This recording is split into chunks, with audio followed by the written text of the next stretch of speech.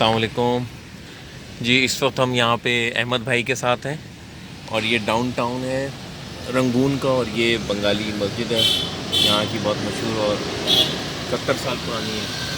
काफ़ी पुरानी मस्जिद है ये इनका डाउनटाउन का है, सदर इलाका है, सदर का इलाका यूँ समझ लें आप। और आज़ादी खंबा अच्छा, कब मिली थी इनको आज़ादी? 1948 48 में। अभी आ रहा है जनवरी को। अच्छा, पाकिस्तान के आसपास ही है। तो माशाल्लाह जी, यहाँ पे काफ़ी मुसलमानों से मुलाकात हुई, सब लोग खुश हैं यहाँ पर। अच्छा, ये आज़ादी खंबा है यहाँ का, बिल्कुल मस्जिद के पास है।